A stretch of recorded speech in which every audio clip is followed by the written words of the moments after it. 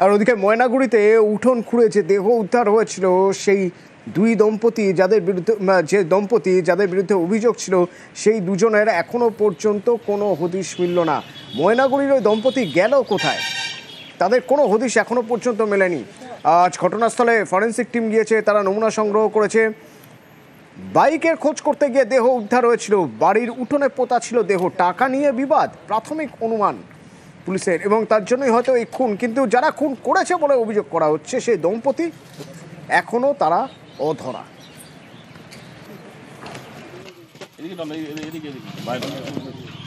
পরিবেশটা থমথমে, মানে চিন্তিত আতঙ্কে। এইরকম আমাদের এদিকে কোনোদিন এইরকম শুনি নাই, দেখি নাই, তো আজকে চোখে দেখতেছি। আমরা টিভিতে বা মোবাইলে শুনেছি, এখন তো আমাদের বাড়ির পাশে এইরকম ঘটনা হলো, তাতে তো পুরো এলাকা আতঙ্ক। মহাকুম্ভে প্রচুর ট্রেন গিয়েছে, চাপ সামলানোর জন্য শিয়ালদা থেকে 4টি ট্রেন নিয়ে যাওয়া হয়েছিল, যেগুলো এখনো ফেরেনি। আর সেজন্যই শিয়ালদার মেমু রেকে এখনো সমস্যা।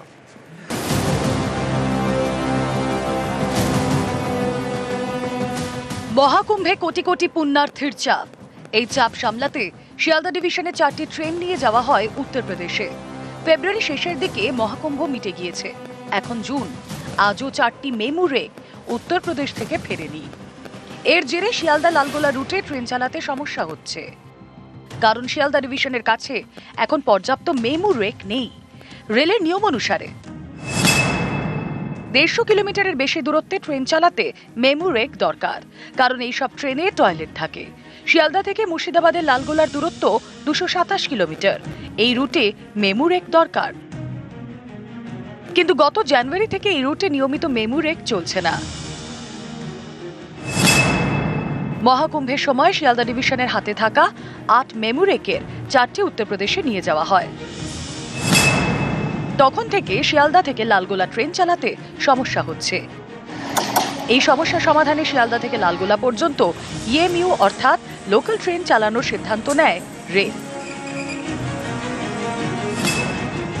কিন্তু লোকাল ট্রেনে টয়লেট নেই, তাই শিয়ালদা ডিভিশন সিদ্ধান্ত নেয় কৃষ্ণনগরে 32 মিনিট ট্রেন দাঁড় করানো হবে।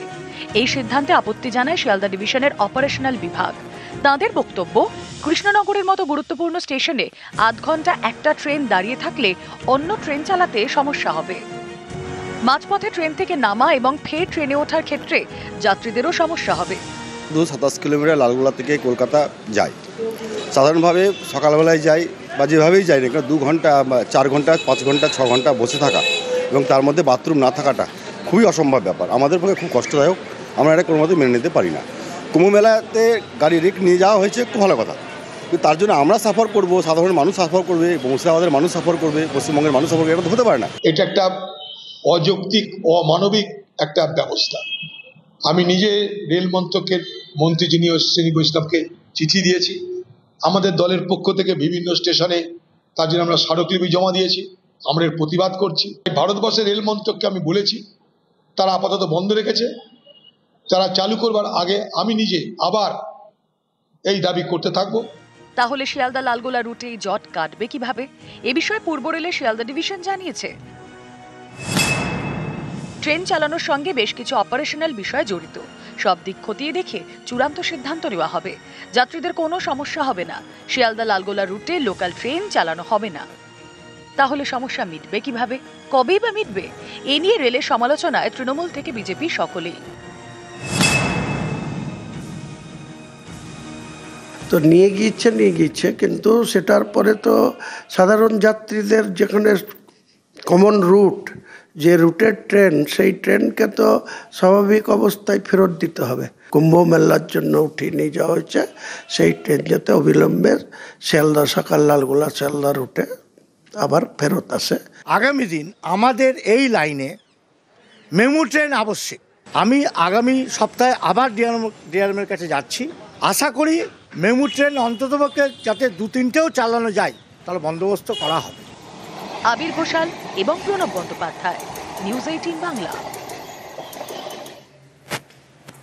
বাঁকুড়ার বিষ্ণুপুর সরকারি খরচে রিজার্ভার বসেছে, বাড়ি বাড়ি কল বসে গেছে, কিন্তু কল খুললে জল পড়ছে না। কেন জানেন? ওই যে রিজার্ভার থেকে যে পাইপ যাবে, জলের পাইপ যাবে, তো রিজার্ভার যেখানে বসেছে তার দুপাশে রেল লাইন, রেল লাইনের নিচ দিয়ে জলের পাইপ নিয়ে যেতে গেলে তো রেলের অনুমতি লাগবে। তো অনুমতি নেওয়ার জন্য অ্যাপ্লিকেশন করা হয়েছে, 10 বছর হয়ে গেল, আজও কোনো কাজ হয়নি। রেল বলছে খতিয়ে দেখছি।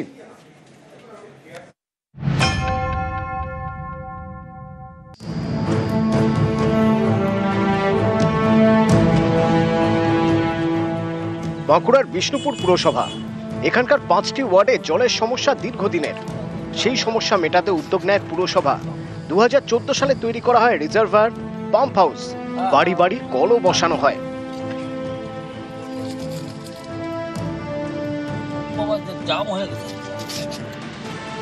এরপর প্রায় 10 বছর পার, আজও কল থেকে জল পড়ে না, জল আটকে রেল লাইনে।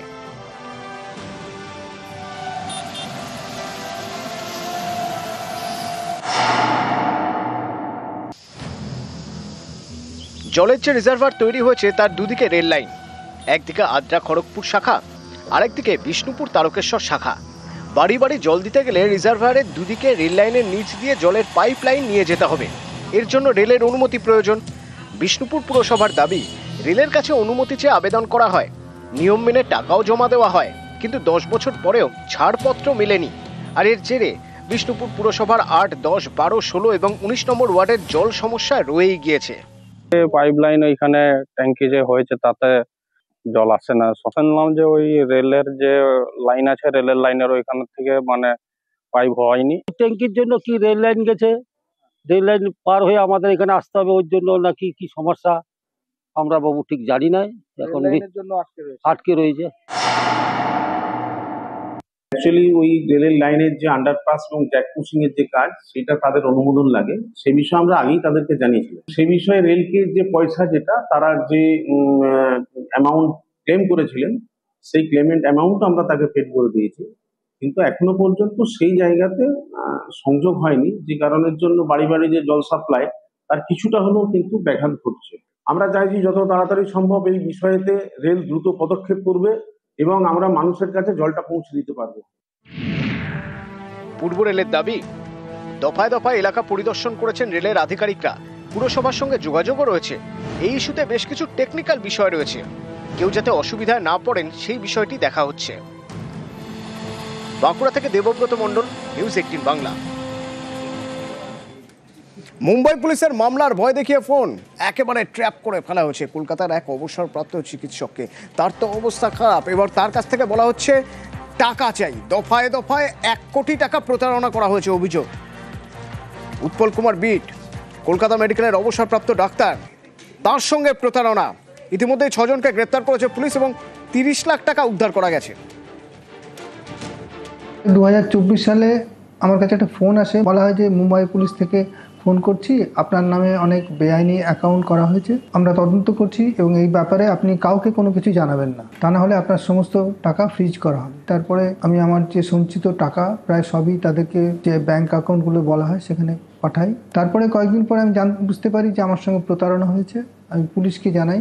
তারপরে কলকাতা পুলিশের গোয়েন্দা বিভাগের অ্যান্টি ব্যাংক ফ্রড সেকশনের সহযোগিতায় 30 লক্ষ টাকা ফেরত পেলাম। আজ 5 তারিখ জুনের, 22 এপ্রিল থেকে 5ই জুন এখনো পর্যন্ত পহেলগাঁওয়ে যারা হামলা চালালো তাদের খুঁজে পাওয়া যায়নি। এরই মধ্যে প্রধানমন্ত্রী নরেন্দ্র মোদী যাচ্ছেন, তার আগে স্যানিটাইজেশনের প্রয়োজন, আর সেজন্যই আজ 32টা জায়গা, জম্মু কাশ্মীরের 32টি জায়গায় এনআইএ সকাল 6:30 থেকে এনআইএ রেড করে। ওজিডব্লিউ যারা আছে মূলত তাদের খোঁজ চলছে। বেশ কিছু ওজিডব্লিউ এখনো পর্যন্ত অ্যাক্টিভ, তাদের সঙ্গে কারা যোগাযোগ রাখছে, সেখান থেকে কোনো সূত্র বেরোয় কিনা। আজ সকাল 6:30 থেকে চলছে এনআইএর তল্লাশি।